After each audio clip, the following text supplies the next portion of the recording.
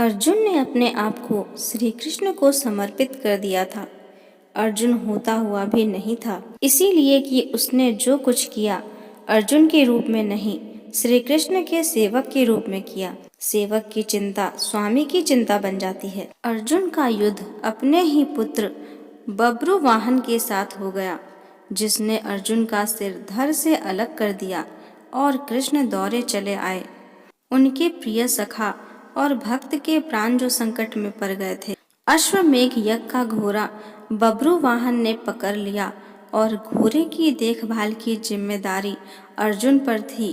बब्रुवाहन ने अपनी माँ चित्रांगदा को वचन दिया था कि मैं अर्जुन को युद्ध में परास्त करूंगा, क्योंकि अर्जुन चित्रांगदा से विवाह करने के बाद लौटकर नहीं आया था और इसी बीच चित्रांगदा ने बब्रुवाहन को जन्म दिया था। चित्रांगदा अर्जुन से नाराज थी और उसने अपने पुत्र को यह तो कह दिया था कि तुमने अर्जुन को परास्त करना है, लेकिन यह नहीं बताया था कि अर्जुन ही तुम्हारा पिता है।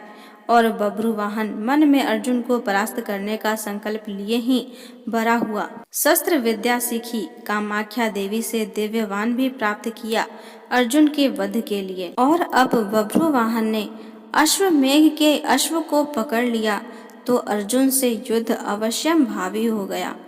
भीम को बब्रुवाहन ने मूर्छित कर दिया और फिर अर्जुन और बब्रुवाहन का भीषण संग्राम हुआ। अर्जुन को परास्त कर पाना जब असंभव लगा तो बब्रुवाहन ने कामाख्या देवी से प्राप्त हुए दिव्यवान का उपयोग कर अर्जुन का सिर धड़ से अलग कर दिया। श्री कृष्ण को पता था कि क्या होने वाला है और जो कृष्ण को पता था वही हो गया। वे द्वारिका से भागे भागे चले आए।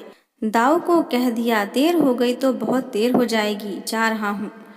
कुंती विलाप करने लगी, भाई विलाप करने लगे।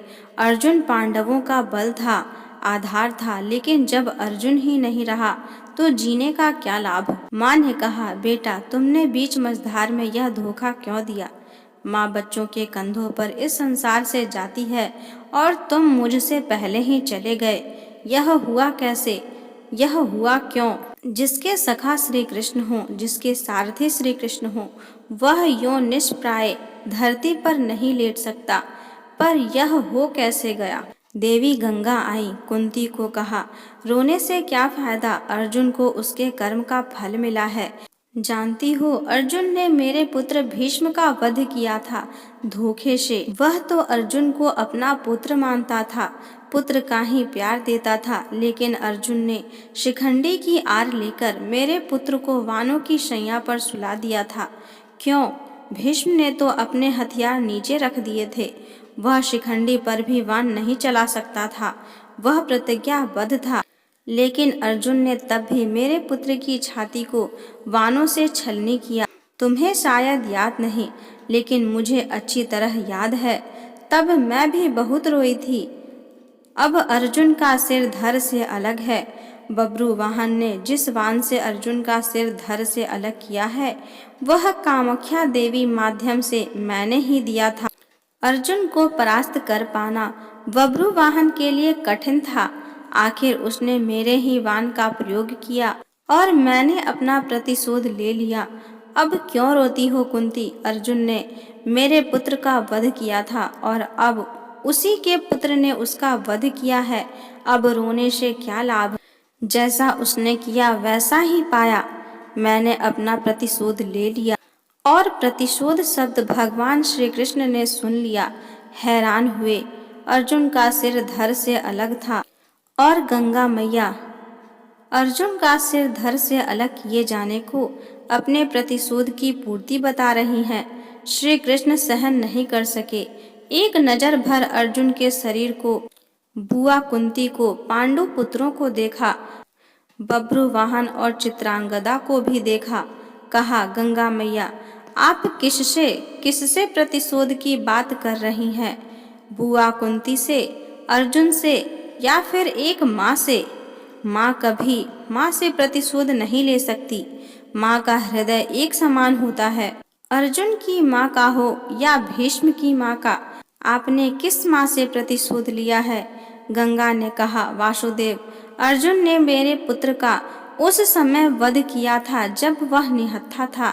क्या यह उचित था? मैंने भी अर्जुन का वध करा दिया उसी के पुत्र से। क्या मैंने गलत किया? मेरा प्रतिशोध पूर्ण हुआ। यह एक माँ का प्रतिशोध है। श्री कृष्ण ने समझाया, अर्जुन ने जिस स्थिति में भीष्म का वध किया वह स्थिति भी तो पितामह ने ही अर्जुन को बताई थी, क्योंकि पितामह युद्ध में होते तो अर्जुन की जीत संभव नहीं थी और युद्ध से हटने का मार्ग स्वयं पितामह ने ही बताया था। लेकिन यहाँ तो स्थिति और है। अर्जुन ने तो बब्रू वाहन के प्रहारों को रोका ही है, स्वयं प्रहार तो नहीं किया, उसने काटा तो नहीं। और यदि अर्जुन चाहता तो क्या ऐसा हो नहीं सकता था? अर्जुन ने तो आपका मान बढ़ाया है। कामाख्या देवी द्वारा दिए गए आपके ही वाण का प्रतिशोध लेकर आपने पितामह का, अपने पुत्र का भी भला नहीं किया। गंगा दुविधा में पड़ गई। श्री कृष्ण के तर्कों का उसके पास जवाब नहीं था। पूछा, क्या करना चाहिए? जो होना था सो हो गया, आप ही मार्ग सुझाएं। श्री कृष्ण ने कहा, आपकी प्रतिज्ञा पूरी हो गई है। उपाय तो किया ही जा सकता है, कोई रास्ता तो होता ही है। जो प्रतिज्ञा आपने की वह पूरी हो गई। जो प्रतिज्ञा पूरी हो गई तो अब उसे वापस भी लिया जा सकता है। यदि आप चाहें तो क्या नहीं हो सकता, कोई रास्ता तो निकाला ही जा सकता है। गंगा की समझ में बात आ गई और माँ गंगा ने अर्जुन का सिर धड़ से जोड़ने का मार्ग सुझा दिया।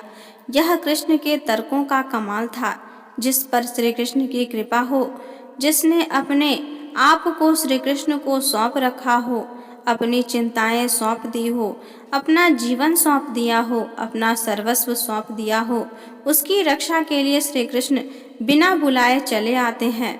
द्वारिका से चलने पर दाऊ ने कहा था, कान्हा अब अर्जुन और उसके पुत्र के बीच युद्ध है, कौरवों के साथ नहीं, फिर क्यों जा रहे हो? तो श्री कृष्ण ने कहा था, दाऊ अर्जुन को पता नहीं है, वह जिससे युद्ध कर रहा है वह उसका पुत्र है, इसीलिए अनर्थ हो जाएगा और मैं अर्जुन को अकेला नहीं छोड़ सकता। भगवान और भक्त का नाता ही ऐसा है, दोनों में दूरी नहीं होती। और जब भक्त के प्राण संकट में हो तो भगवान चुप नहीं बैठ सकते। अर्जुन का सारा भाव हो और कृष्ण दूर रहे, यह हो ही नहीं सकता। याद रखें, जिसे श्री कृष्ण मारना चाहे उसे कोई बचा नहीं सकता और जिसे वह बचाना चाहे उसे कोई मार नहीं सकता। अर्जुन और श्री कृष्ण है ही एक, नर और नारायण।